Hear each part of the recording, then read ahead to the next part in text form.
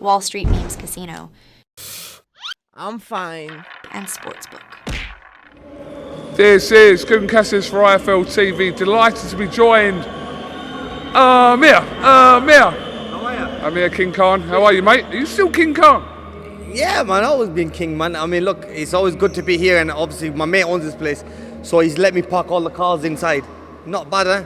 There's a few cars here. Yeah, so it goes to me, you can park your cars inside. I said, no problem. That'll be nice of him. That's nice of him. But yeah, just chilling, but enjoying Dubai. Good life here. I spend a lot of time over here, but I'm always back and forth to the UK and stuff. But overall, things are going really well. Done the big deal with Box IQ. I just show my face in there now and then. I'm helping with a lot of the kids.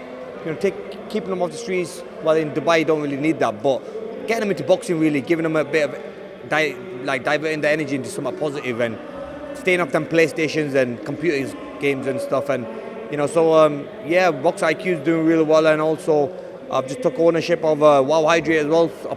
A small percentage, not the big percentage. A small percentage. How are you, man? Rocky Fielding there. That's Rocky Fielding. He's in the gym with me as well, the Box IQ. Rocky Fielding, former world champion. Yes, man. But yeah, I'm just keeping myself busy, honestly. Wow Hydrates as well, keeping us busy. So yeah, life's been good, bro. It's good that you're doing your bit to obviously keep kids off the street. Are you doing your bit to keep kids out the valet as well? Oh my, but hey, bro, can you believe that? That was crazy, yeah? So what happened was... Your daughter looked pissed. Yeah, and like you can't, like the face the expression. I mean, I found it quite funny. But yeah, she was pissed, bro. Like she was really, really angry, and the wife wasn't happy afterwards. I mean, it went viral like crazy, but I mean, that's just me, man. You posted it. That's self-infliction. I posted it, but I found it quite funny, but I didn't think it was going to go viral and people are going to make a memes out of it and stuff.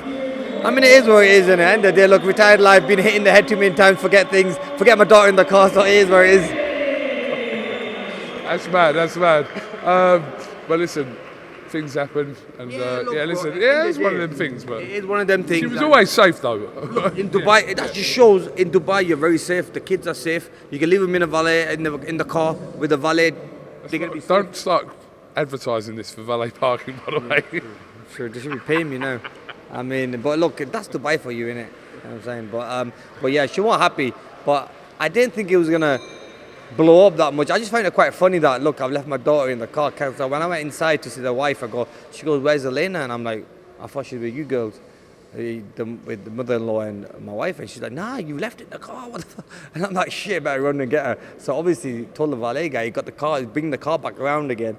And the little one sat in the back, and I'm like, she didn't say a word because he didn't even know himself, the poor guy. You know, the guy who was driving the car. So imagine he parked it up and she's in the heat. Oof. Anyway. She'll laugh about it in the years to come. Yeah, look, laugh about it, exactly. It was a bit of a laugh. It is what it is, isn't it? I can't work out, are you retired or not? I am retired, bro. I'm seriously retired. I can't even work out if Brooks retired or not, because you guys get linked with fights. And it's like, oh, Khan set to fight so-and-so, or Brooks set to fight. You know, there's talks about like KSI, Logan Paul and all that. I mean, if they need a battering, then yeah, I don't mind. Give them a battering, yeah, no problem. I mean, do I have it still in me to go into the ring against another professional fighter? I don't know. I don't think so. But they're not professional. They're not proper fighters. I mean, to give them a little bit of a beating would be quite easy. You know what I mean? That'll be like half a camp. But how much truth in the UKSI rumours was true? There was a lot of truth in it, but then what happened was the team just didn't get back to us, and obviously I did say, yeah, I'll consider giving him a beating, no problem. And then his team just went quiet, so we left it there. That's it. It is what it is, isn't it? So when I ask if you're retired or not, it's a legitimate question. But you're considering fights. Exhibition is different, isn't it? You're still considering fights. Proper boxing, but when it comes to exhibitions and having a little bit of a move around, yeah, you don't mind doing that, because look, I do miss boxing. I go to the gym now and then, Box IQ, do a little bit of a shadow boxing stuff. I do miss the sport. You get me? So it's born in us. But if someone calls you out, like a KSI, and he wants to fight you, and you think, what? Like, yeah, no problem. I take that challenge. 6 figures, I'll go over. Don't worry about that. Yeah, I was just saying, that's me. Yeah. Do you think Kell Brook will come back, though? I don't know. I think he's enjoying life. Look, retired life now. enjoy like myself. He's just having fun. We follow each other now after so many years. You know what I mean, on social media and message him here and there. He's now I saw him doing some fishing and stuff, so he's enjoying life. You know, I can't see him coming back. But look, he's always in shape and he's always in the gym, keeping fit. So who knows? I mean, look, if the right offer's there for Kell Brook, I think he will come back if the right offer is given and put to him. But at the moment, I don't know. I don't know if it interests him. I mean, look, I think a Kell Brook and Conor Benn fight would be good. I think that's a good fight. Kell Brook and maybe someone like Hamza Shiraz would be a good fight. Kell Brook versus who's that kid who McGuigan has, who's fighting Liam Smith? No, Josh Kelly's fight. Josh Kelly's with Adam Booth. Yeah, Adam Booth. Sorry. So yeah, I think that's another good fight for Kell Brook. So I think there's few options out there for Kell Brook because I still think that he has it in him. Look, Kell Brook's he's more like a counter type fighter, and I think it suits him because he doesn't really have that high work rate. He's just obviously a solid type of fighter. So I think he'd be okay. I know I've said this to you before, but I'm absolutely fucking astounded that you haven't been awarded an honorary from the King now. Honestly, I find it really baffling what you've done, not just in boxing, but outside of that, you haven't got an MBE at the very minimum. I'm not going to... I'm just saying, I do generally find it weird how you haven't got an honour from there. Work that we've done in charity, and I've done that from the heart, you know what I mean? Charity, building orphanages, feeding homeless in the UK, and then going around the world to different locations whenever there's a disaster, being the first one there, being the floods or being earthquakes or fires and stuff. You've gone there, you've not just given money, you've actually gone there. Physically myself, but you know what? I just it's hard to say because I can't say it's the colour, you know what I mean? Because at the end of the day, I know other Asian guys who have got MBs, OBs, or whatever you want to call it. But even I've got one, you know what I mean? Yeah, you got one. Have you got what? No, I don't. Listen, I'm not pushing that saying that narrative. I'm just saying it's just weird how what you've done for the boxing sport and even outside of boxing more so that you haven't been kind of honoured. Yeah, I mean it is a bit sad, isn't it? But then again, I met the Queen like 3 times. I met the King many times. I've had a cup of tea with the King, King Charles. Met all the. Did you ask him?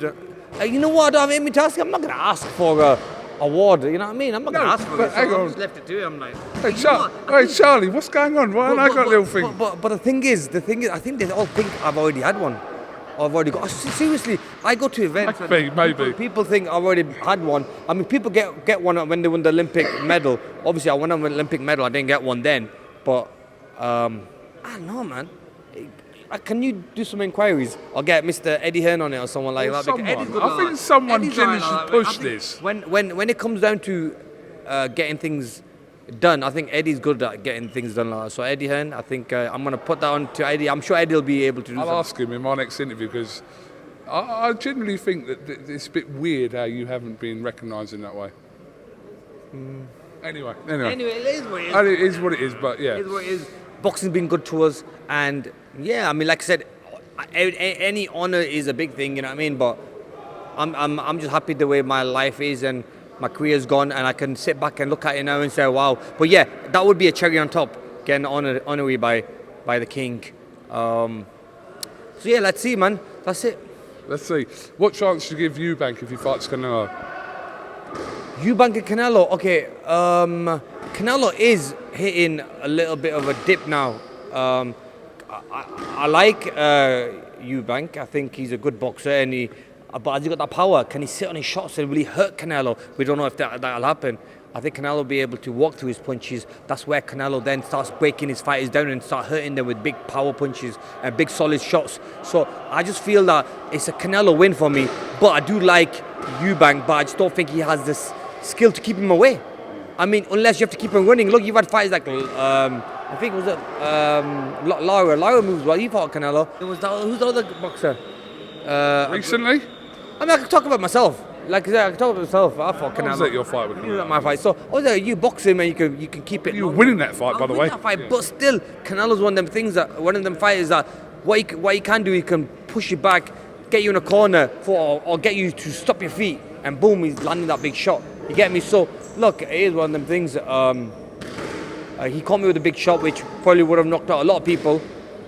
But Triple G, I mean, I think he hit him with the same shot. Do you ever see that one when he hit him literally with the same shot, and Triple G took that shot?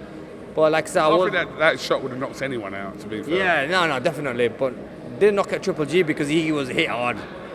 But we're surmising that was the same shot. We don't know for definite. We don't know. It fucking looked like it. But look, I can laugh about it now, man. You know, but it was a tough fight, and a lot of nerves going in with one of the hardest hitting fighters and with the biggest names in boxing at the time.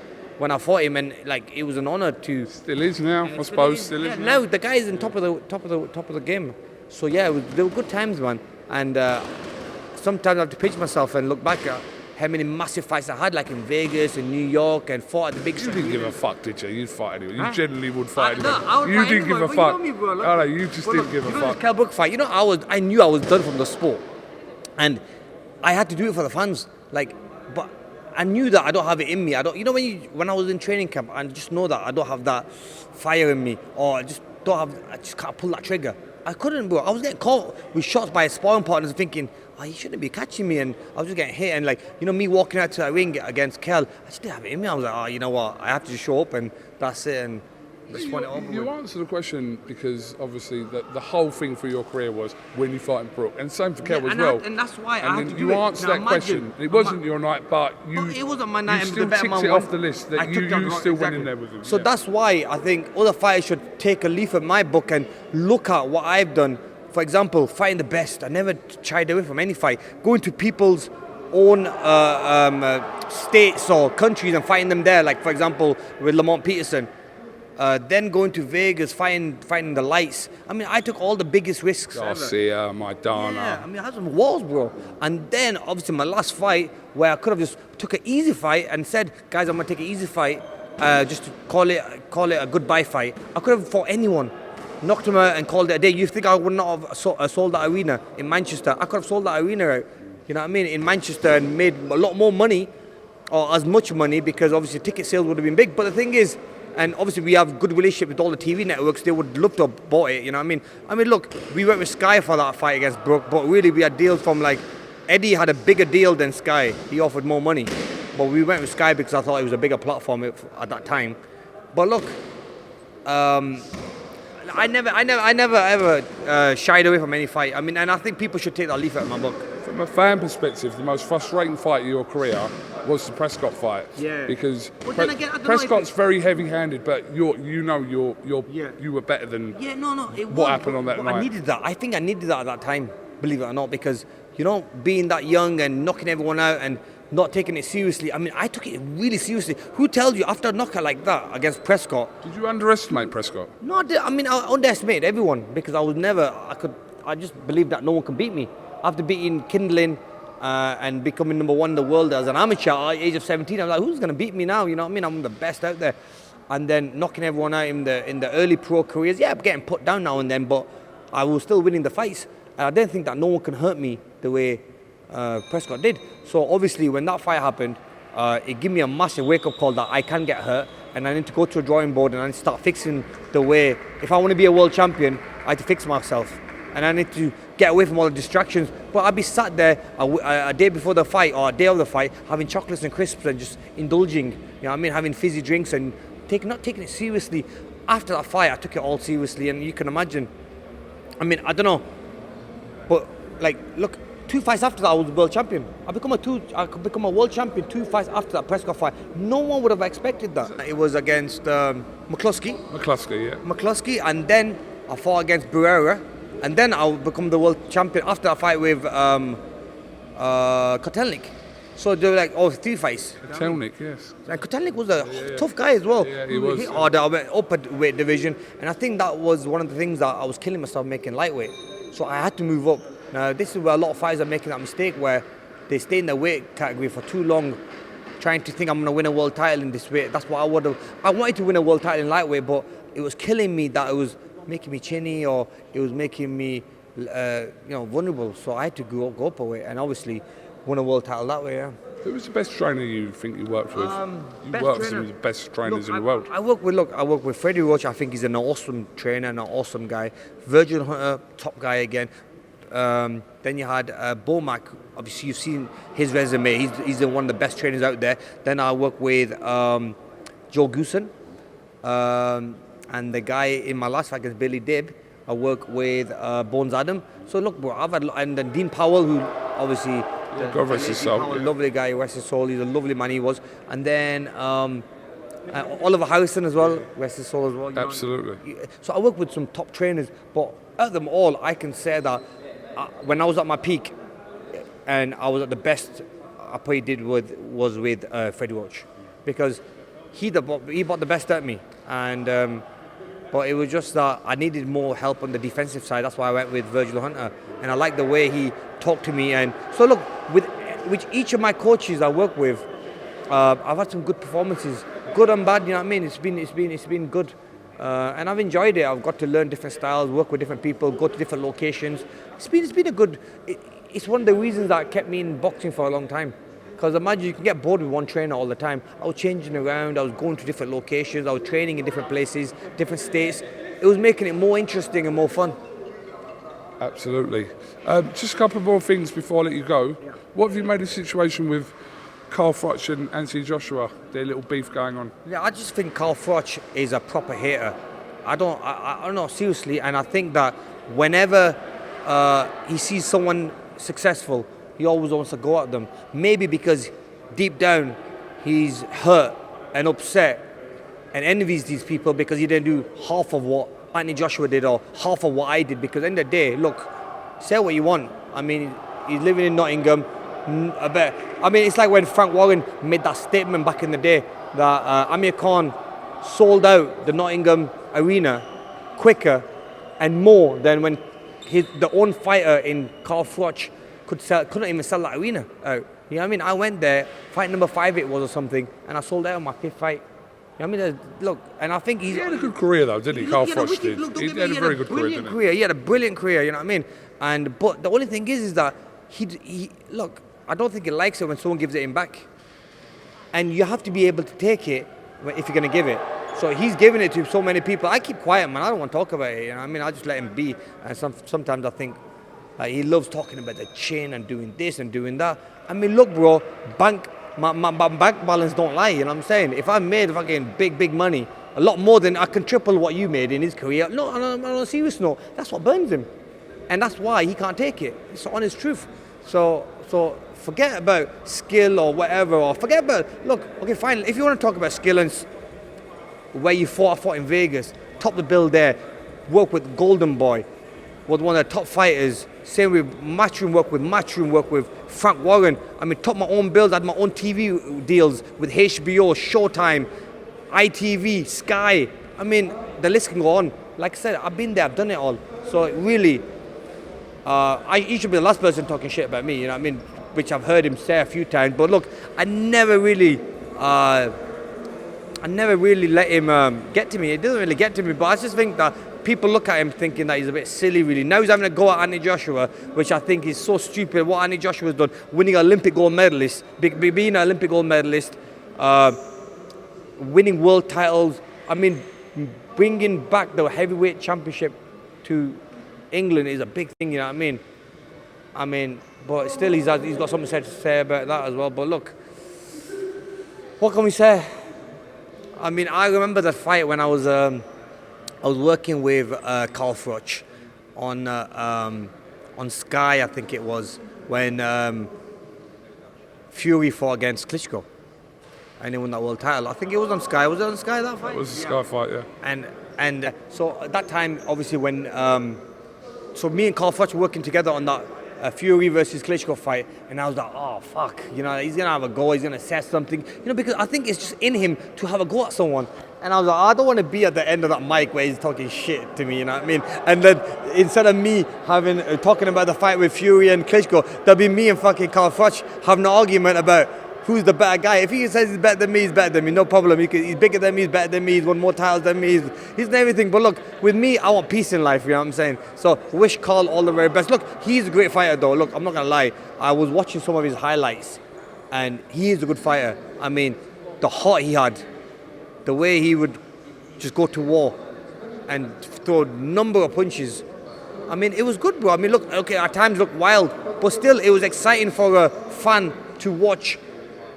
I mean, you don't get that that much now. So yeah, I mean, it is what it is. You know, credit to Carl. Carl, respect. I'm your friend. I'm cool with you. No drama, but it is what it is. We're good, and we're retired. We just enjoy our retirement.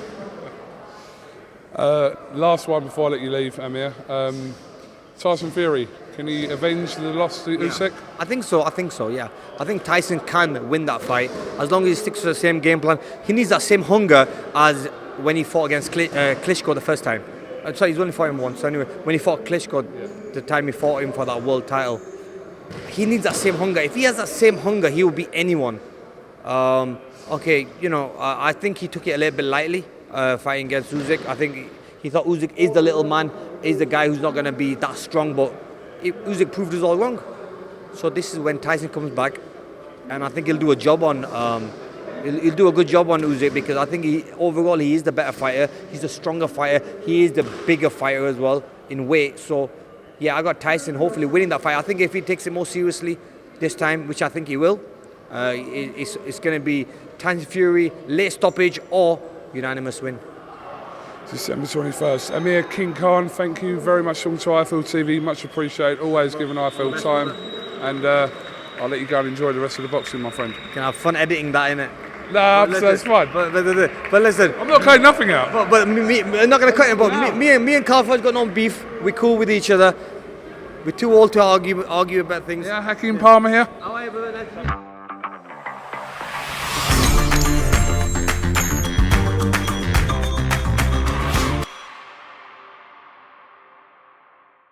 Wall Street Memes Casino, I'm fine. and Sportsbook.